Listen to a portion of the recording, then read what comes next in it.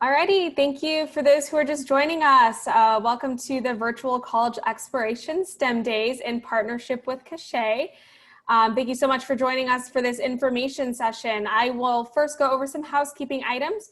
We do have more sessions available at strivescan.com/virtual/STEM through Thursday evening, so feel free to check out additional sessions you may be interested in.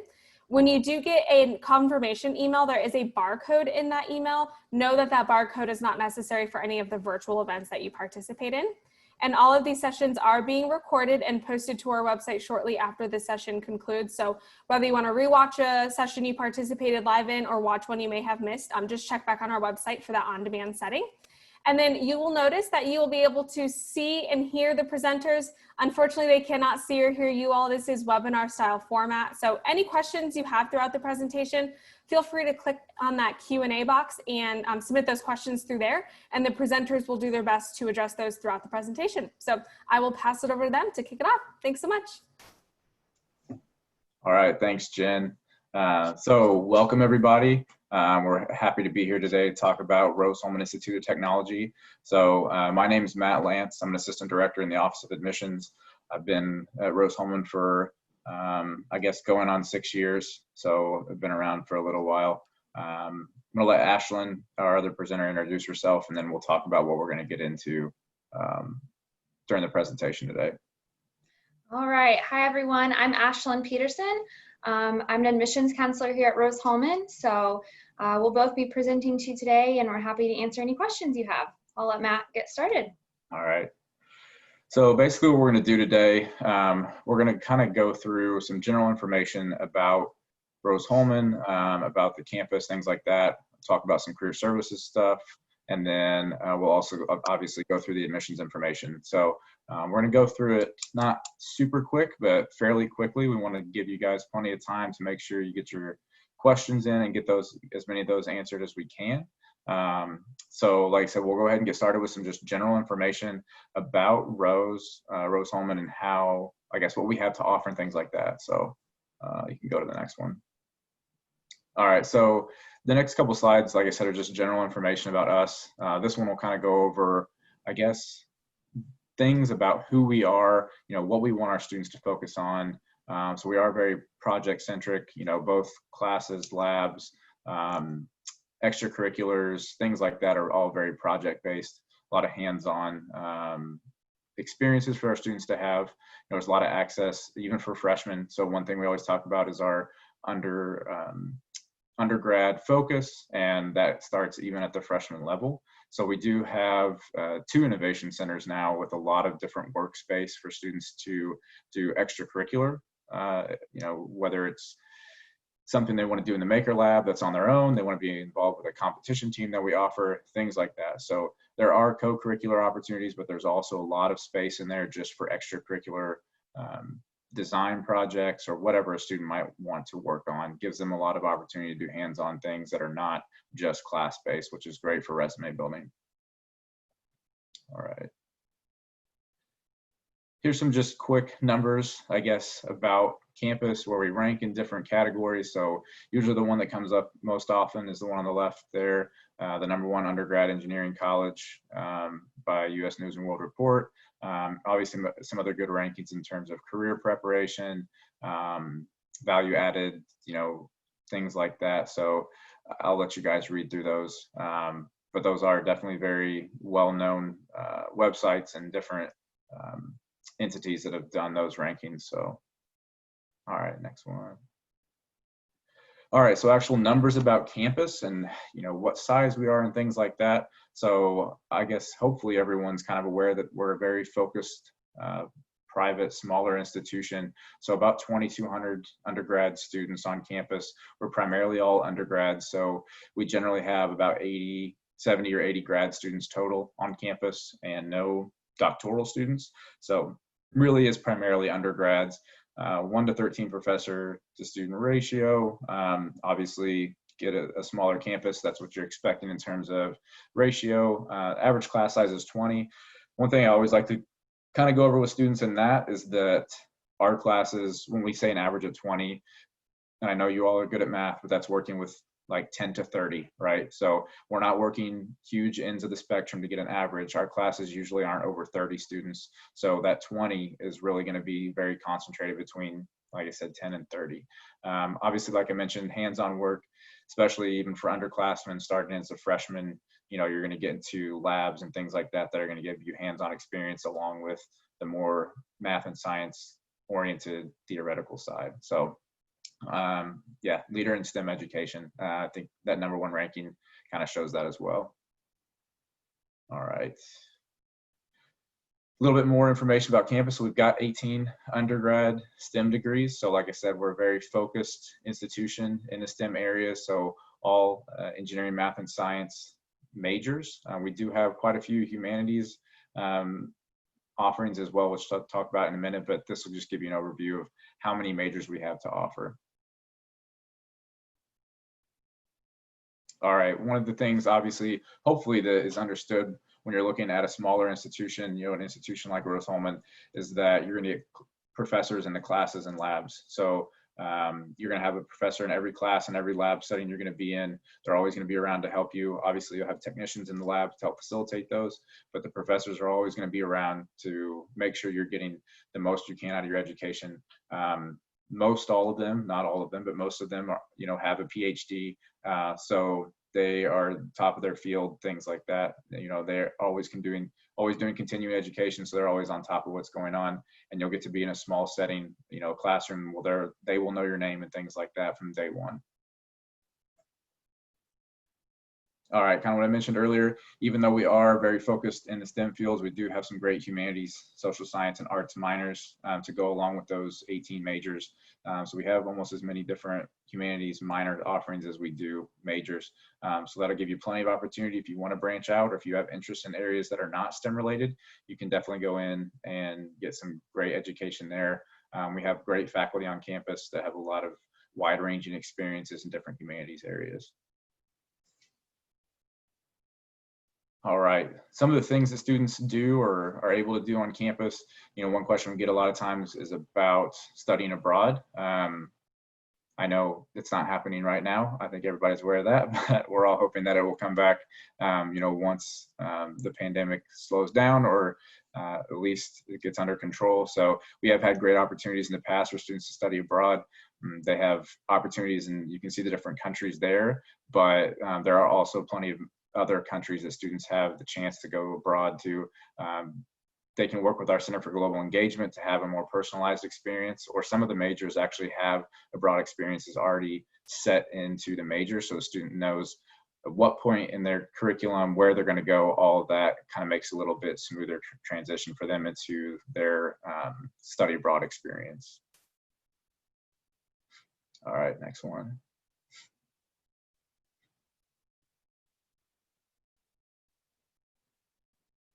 All right, so just some numbers about some of the diversity on campus. Sometimes we get questions about where students come from, what kind of diversity we have to offer. So we do have a Center for Diversity and Inclusion on campus. They set up a lot of different activities for all the students to be involved with, to get to know students from different walks of life and different backgrounds. So student diversity overall is about 35%. We are about 25% female. So it is something we're always trying to improve, but that's kind of where we're at. The 25% female population is pretty typical, if not a little above average, for just STEM majors. So even if you look at other institutions if you look at their STEM areas, they're going to probably be somewhere in the same percentage, if not a little bit lower than we are. So do have great opportunities to, like I said, get to know students from other walks of life. Great speakers that come on campus to help kind of broaden your experience as well. All right, so we'll talk a little bit about career services for just a couple minutes here. We'll give Ashlyn some time as well to go over some things in a minute. So our career services office does a great job with getting students connected for both internships, co-ops, research experiences, and then jobs down the line. So we have several, I think it's 5 different career advisors at this point that work with different specialized majors. So they kind of lump similar majors together. That way the career advisors can get to know those areas. They can get to know those companies, all those things that are important to finding, what a student is looking for. And then they'll work with you individually based on, maybe what kind of company you want to work for, what industry you want to go into. They'll help you get internships or co-ops, and then obviously work toward a career down the line. So all the internships and co-ops are paid. Internships for us are just a summer experience, and the co-ops are a summer and part of the academic year. So our students typically choose internships at a higher rate just because it is just a summer experience, but there are plenty of co-op opportunities as well. We don't actually technically require any of these experiences from students, but we still have a great number of them that will do them. I don't think we could do much more to advise students to do them, but they're not technically required. So we don't have a preset co-op program or anything like that. All of our majors are set on a 4-year track, and then it's up to the student how they want to fit some of these experiences into those. So we do have Rose-Hulman Ventures on campus, which is kind of part of Rose-Hulman and kind of a third party. So they actually hire interns from campus to work at Ventures, which is located a few miles away from campus in a different facility. All right. So here's a breakdown of experiences from, I believe, last year's class. So this will give you kind of an example of what I mentioned earlier about how we don't require students to do any of these, but they choose to do them on their own. So we have about 94%, which is usually in the mid 90s, if not higher, that will do one of these experiences. So when we're talking about experiences they've had, it's any mixture of internship, co-op, or research.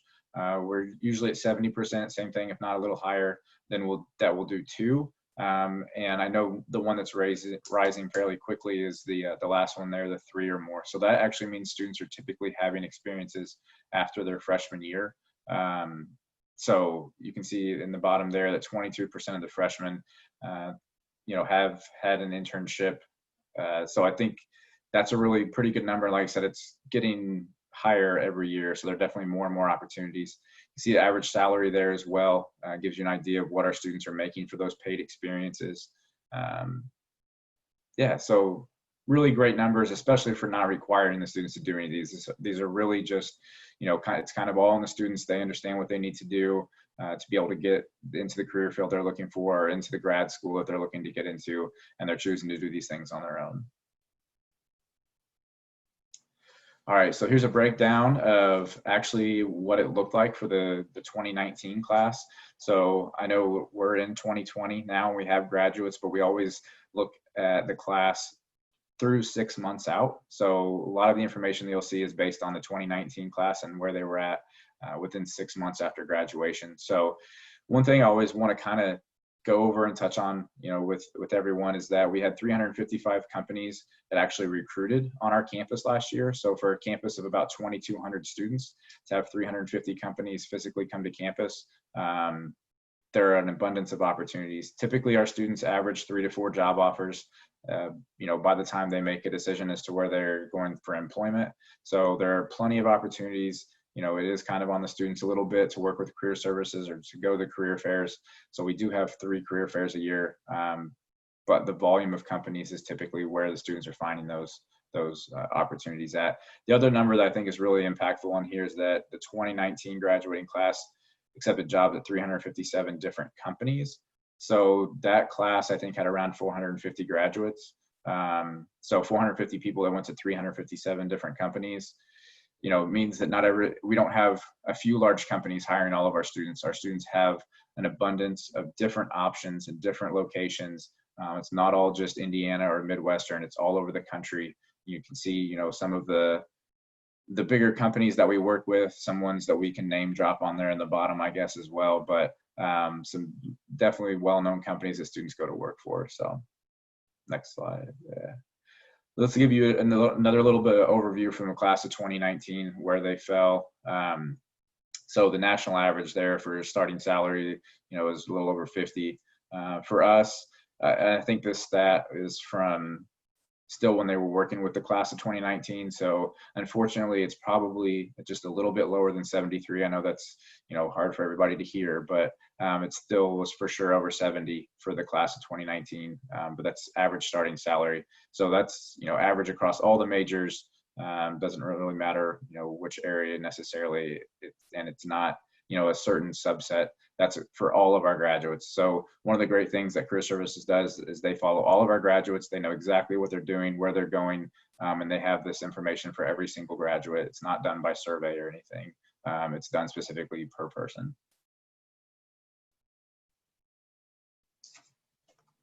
All right. Okay, go ahead, Matt. You're good. I was just gonna say, Ashlyn's gonna take over now and talk about the fun stuff, I guess, looks like. So Yeah, I get to talk about the fun stuff, or maybe the scary stuff, the admissions process too, right? Well, a lot of you are probably looking for things to do in college outside of academics, maybe. So I'm going to talk a little bit about what we have to offer on campus for students outside the classroom. So we have 90+ student clubs and organizations on campus. We have D3 athletics. Intramurals are big on campus. We have performing arts. You can see our students love to drink coffee. I found that number somewhere and thought it was fun to throw in my presentations. But I'm going to talk a little bit about all of these different areas in detail. So performing arts, if you're into theater or music, we have various different organizations you can get involved with here at Rose. The nice thing about performing arts at Rose is that you're not competing for spots in the orchestra or in the drama club against, students who are majoring in those areas. So, kind of everyone's at a level playing field because everyone is majoring in STEM. It's a great way to get involved on campus. The drama club puts on 3 different performances a year. I think every other year it's 2 musicals and a play, and then the next year it's 2 plays and a musical. So we have pep band. We don't have a marching band. We have pretty much everything else. Dance. I don't know if dance is on there. I don't see dance, but you could join the dance club as well. Sports, like I said, we are D3 in varsity athletics. Like I listed up there, we have a little bit of everything from basketball to ultimate frisbee as far as intramurals go. Over 60% of our students will participate in some type of intramural sport at various levels. So if you've never played before, you could still play an intramural sport, or if you were very competitive in high school but aren't playing at the D3 level, you can play intramurals on maybe a more of like club team too. So that's one way you can make some friends and get involved. We've had 138 academic All-Americans, which I think is really impressive. Greek life is pretty big at Rose. About 35% of our students will join a Greek chapter. We have 3 sororities on campus and 8 fraternities, so you can get involved that way. Or no, my math's off. No, that's right. So you can get involved in student government. We have Engineers Without Borders, the academic competition teams that Matt talked about earlier. So in our innovation centers, you can join robotics teams, ChemiCar team, human powered vehicle team, concrete canoe. There's various different organizations you can get involved in within the innovation centers, or maybe you just want to join our makers club so you can kind of tinker and do your own thing. So we have a student radio, lots of different things that you can get into at Rose. And if there's not a club that interests you, you can start your own. That's one really nice benefit of a small school like Rose-Hulman is you can start your own interest if you have another student involved, and you can make a pitch to student government. Application process. So many of you may have already started your college applications or started working on those. So I'm going to talk a little bit about the application process and make sure we have plenty of time for questions. So our application is open now. We are on the Common application as well as our own Go Rose application on our website. You can apply through either or. November 1st is our early action deadline. Early action is non-binding, so there's no commitment associated with applying early. If you apply for early action, you'll have your decision back to us no later than December 15th. If you choose to forego that early action deadline, that's okay. You can apply for our February 1st regular decision deadline, and you would find out your admissions decision no later than March 15th. And then, of course, both deadlines have until May 1st to make their decision on where they plan to attend college. Basically, the one thing I tell students is the difference between early action, regular decision at Rose as far as, what we're looking for in applicants is basically the same, but there are more scholarships available in early action. So we do highly encourage you to apply for early action. What do I need to complete a Rose-Hulman application? Well, we need the Common App or the Go Rose application submitted by the deadline. We'll need your high school transcripts. In a normal year, we would need your standardized test scores, whether that be ACT or SAT. But this year we are going test optional. I'll talk a little bit more about test scores in a minute. We need a letter of recommendation from a teacher or a school counselor or principal.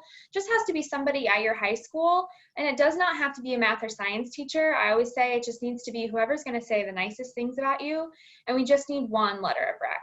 If you have someone outside your high school you want to write a letter of rec, that is fine, but that needs to be a secondary letter of recommendation. And then we'll need your application fee, and those all have to be submitted, like I said before, upon the deadline in order to be considered for admission. As far as what we're looking for in an applicant at Rose, we need to see if you've taken 4 years of English, 4 years of math, 2 years of social sciences. That's all pretty standard. We do need to see that you've taken a year of biology, a year of chemistry, and a year of physics before you graduated. So as long as you're enrolled in it your senior year, that's okay. We're also looking at the transcript to see that you gotten mostly A's and B's, especially in those science and math courses. We want to see that you're taking a strong curriculum, so APs or honors classes is great. We want to see that you're challenging yourself each year, so we will take a look at that senior year transcript to make sure that you're still taking, a math class if possible or a science class if possible. We want to see that you're still challenging yourself. We will look at GPA if it's if your school does GPA. Same with class rank. If your school uses class rank, we'll take a look at that as well. Test scores are going to look a little bit different this year. Like I said, we are going test optionals, but we would encourage you to submit your test scores if you have been able to take the test. If you haven't, we do understand. I'm going to still go ahead and go over our minimums and average test scores just so you know them. But like I said, we are test optional this year. So as you can see, ACT minimums on a normal year is a 21 English, 24 math. SAT minimums are 500 English, 550 math. The average admitted student at Rose-Hulman will typically have around a 29 English, 31 math ACT. SAT is typically around a 650 English, 700 math score. And I should say that we are just test optional for this coming application cycle. So if you're a senior this year, after this year, we plan to go back to requiring test scores just with everything going on with COVID and some students not being able to take the test. That's why we've gone test optional. That's kind of what we're looking for in an applicant. Of course, we'll read your essay, we'll read your letter of recommendation, we'll take a look at what activities you've been involved with throughout high school, so make sure you list anything on the application that you have been highly involved with. And we really do use all this information to make a holistic review process of your application. So we don't just use test scores, we just don't use GPA, that kind of thing. So that's kind of what we're looking for in applicants at Rose. Questions? Anybody? Let's see, I think we've got a few questions here. Yeah, we've got some coming in. So I can start if you want. Yeah, go for it. Okay, so I know we had some come in early, and I've tried to answer a few of those. Just to go through some of those quickly, just so people have some of those answers. Ashlyn said we're accepting self-reported test scores on the application this year. One of the questions we had was, do graduate students teach classes? So we don't have any grad students or TAs teaching any courses. It's all faculty taught. Another one was, are internships required for graduation? They are not. We highly recommend them, but I actually know of a couple of students that didn't do any internships, co-ops or anything, and graduated and still got jobs. So it is very highly recommended. So, all right, you want to start with the ones that are out there still? Yeah, here's one. There's two actually about test scores. We do super score the ACT or SAT. So if you send multiple test scores, we will super super score. I cannot talk today. Super score those for you. And then the next question is about essays required on the test scores. No, you don't have to take the ACT or SAT essay. We don't look at those portions or any writing portions or subject tests. We're not looking at any of that. We're basically just looking at the English and the math. Yeah, so another one we've got is, what's your biggest piece of advice for incoming students? That's a pretty wide open question, but I think honestly, for the thing I usually tell incoming students when they're actually getting to campus is be open-minded and be prepared to work hard. I think those are the two probably best things. I do think the curriculum is gonna be more challenging than what most students have experienced so far. I guess I would hope so, more than high school. Otherwise, your high school is really pushing you. And the other thing, just about, and this is kind of honestly for college in general, but I think it works well for Rose also, is just be open-minded and be ready to meet new people and try new things, and be open-minded to the way that, you know, classes are going to be taught and everything. So it's a whole new experience. Those are probably the two biggest things that I usually would recommend students that are actually attending. Yeah. Yeah. There's a couple other questions here about kind of applications I'm going to answer. Is there any advantage in applying early decision? It's early action. And there are a few advantages, that being scholarships. Other than that they're basically the same, other than there are some scholarships who are only available to students who apply in early action. And do you look at demonstrated interest? We do look at demonstrated interest. We don't require any type of interview for applying to Rose, but we do like to see students who have reached out to us. Maybe they've visited campus or done a connect call with us or something like that. Again, it's not required, but it is nice to know, you know, that you're interested in Rose, and you know, connecting with your admissions counselor is a great way to do that. Yeah, and to kind of hit on a couple others, I think we had one about merit scholarships, and then another one that was about kind of financial aid, I believe, as well. So every incoming student is automatically evaluated for merit scholarships just based on your application information. There is no separate application for that main merit evaluation process to be done for you. It's going to look at your GPA, typically your test scores if they're available, your strength of schedule, so your AP or IB classes, your extracurriculars, pretty much anything that we can get from your application is going to go automatically into the merit evaluation process for you. Typically, every incoming domestic student is receiving merit scholarship of some kind. There's also a separate need-based process as well that will take into consideration any need-based aid. So the merit and the need are done separately to come up with a total gift aid amount for you. One of the great things about applying early is that you're going to get your financial aid package sooner, and you'll have more time with it before you need to make a decision of any kind. I'm going to jump back real quick into one of the earlier ones about where does robotics fall at Rose. So the question was about whether it's in mechanical or CS. So we have robotics as a minor, so it can go along with pretty much any major, but it's, I mean, a mixture, I think, of those areas, whether it's mechanical, electrical, computer science, you know, there's mechatronics available, things like that. So the robotics minor would be a good option. So there's a question about housing. We didn't really talk about that.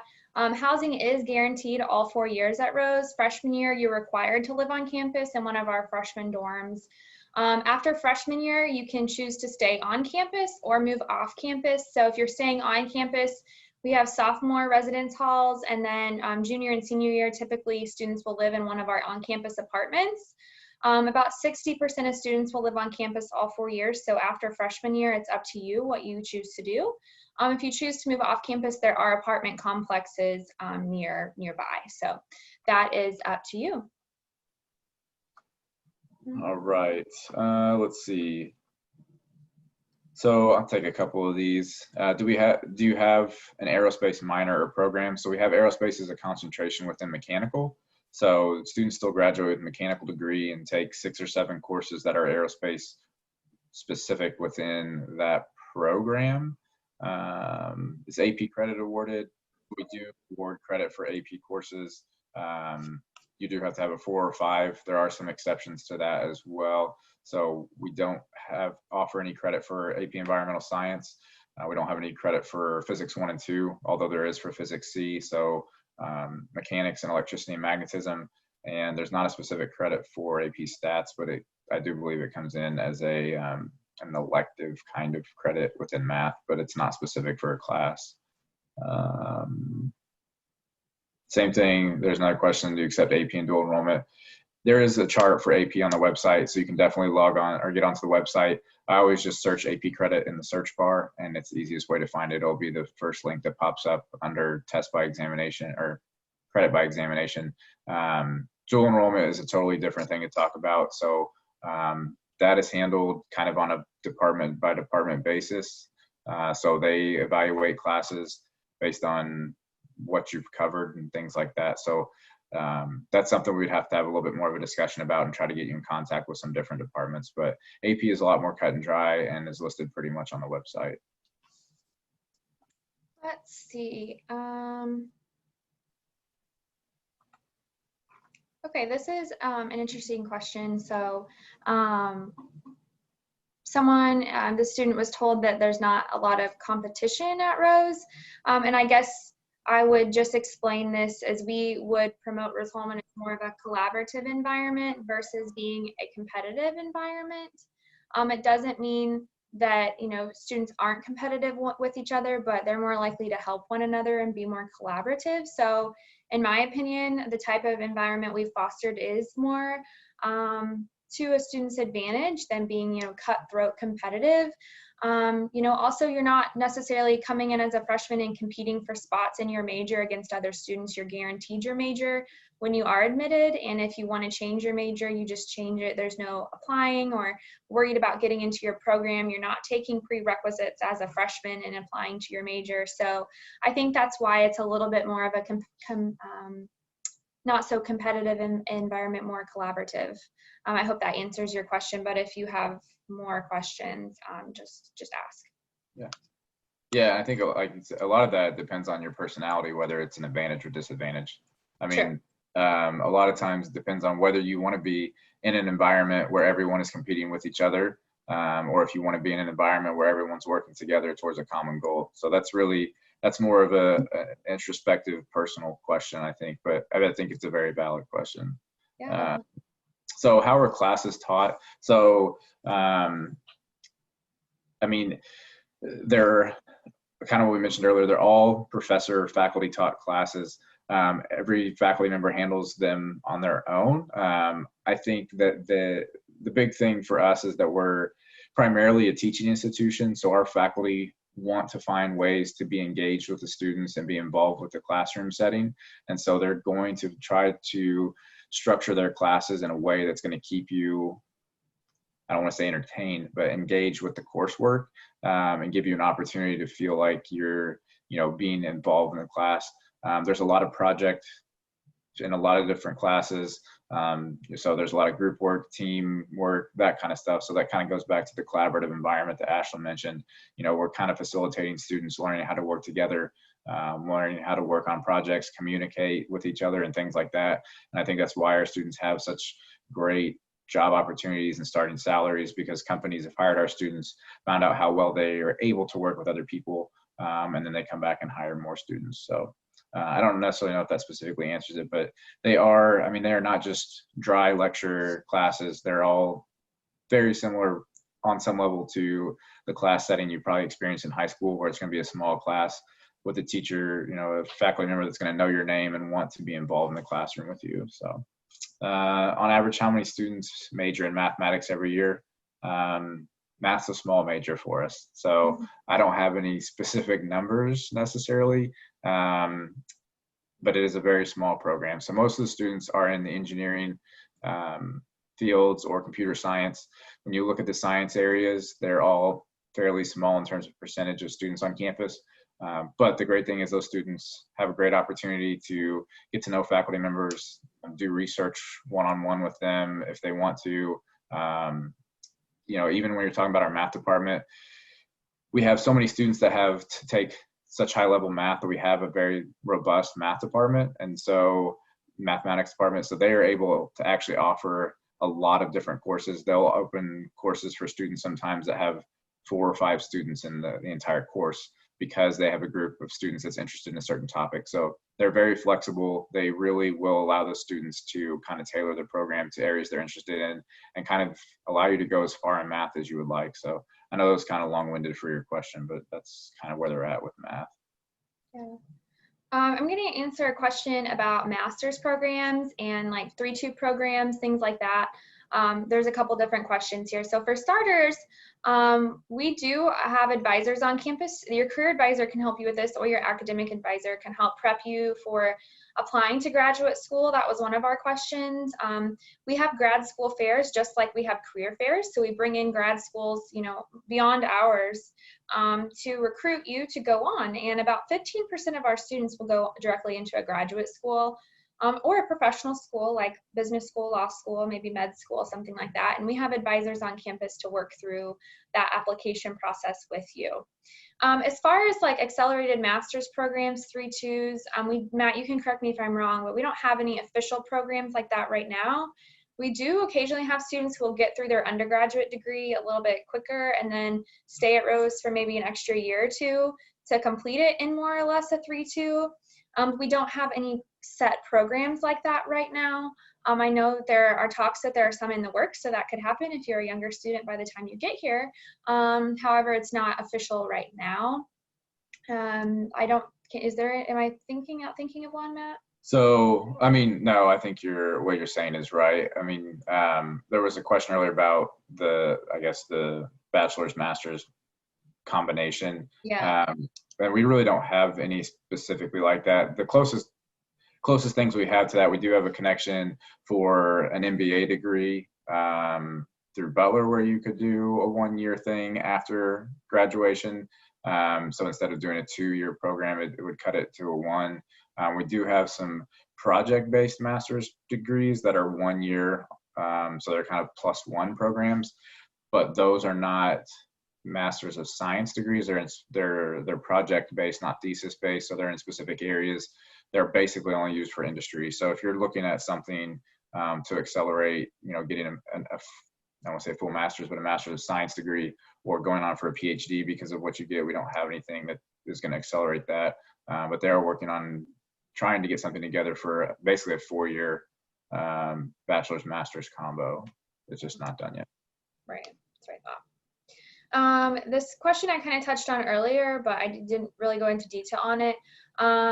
Are you admitted to a certain college within Rose-Hulman, a certain major, or the university as a whole? So when you apply to Rose, you can choose the major you're interested in and put it on your application. And when you're admitted, say you put mechanical engineering down, if you're admitted to Rose, you're admitted to mechanical engineering. But ultimately, you're admitted to the university as a whole. We don't break down our majors into certain colleges. So when you're admitted to Rose-Hulman, you're actually admitted to all of our majors. And so if you change your major, you just change it. If you can apply undecided, if you decide halfway through your sophomore year you want to change your major, you just change it. And so that makes it really flexible and really nice for students. Typically, if you're deciding on your major by about halfway through your sophomore year, you'll still be able to get through and graduate in 4 years. So it's definitely a nice benefit of Rose that you are, you know, not stuck in any certain major, or you can, you know, change your major if you want to. Yeah. So we've got a couple of questions about scholarships. So I'll try to answer these all kind of at once. How do you view the available scholarships? Do you have any scholarships that we would apply to? And is merit and need blind? So there is some sort of list, a short list, I think, of some kind on financial aid's website that you can view some. Honestly, the merit scholarship process does not have any specific named scholarships or anything like that. So it's honestly just an amount of money. So there is no separate application for that. For the merit process, like I said earlier, it's just the main application to the Institute. So there's not necessarily a specific place to see what scholarships are available other than those few that are on financial aid's website. Those do typically have separate applications, but they are not going to be available until at least December. Some of them are only available once you apply or are admitted and fit certain criteria, will you get something about those scholarships at that point. The one thing you can do if you want to find out, I guess as early as possible, how scholarships have been awarded the past few years, there is, it's just called the ROI, I think. So the return on investment kind of calculator that you can use on the website that'll give you an idea of how things have been awarded the last year primarily. But it'll give you ranges and things like that. There's nothing specific about it. It gives you 25th and 75th percentiles, so you can check that out if you want. Is merit need blind? That's a very good question. We always highly recommend that students submit their FAFSA. We don't require it. We don't require the CSS profile, but we highly recommend you submit those. I would say that merit is need blind for the most part, but we do, if we have FAFSA information on file, we typically do a lot, or we go, I guess, award above and beyond what the federal government guidelines typically are. So it is always in your best interest to fill out the FAFSA and have that submitted as well. We probably are about to run out of time. So we'll try to get through a few more questions quickly. What is the most important thing, quality you hope a student leaves Rose-Hulman with? This is a really good question. I would say the most important thing that we hope a student leaves Rose-Hulman with is just a drive to make the world a better place in whatever, their capacity is. So just, self-starters and problem solvers that are going to go out and be successful humans that will give back to their environment or their community or the world in whatever way that they can, which as engineers is a pretty easy thing to do, I feel like. Yeah, Matt, do you have anything to add on that? That's the first thing that came to my mind. Yeah, I mean, I think we're just looking for driven students that are going to help, push society forward. So yeah, I agree with what you said. Couple more things, then we'll be done. It looks like typical IB score to get admission in engineering. So we don't use the IB scores for admissions, but you are able for some credit with a 5 higher on the IB exams. Do teachers often enforce their politics on students? That's a pretty loaded, broad question, I think.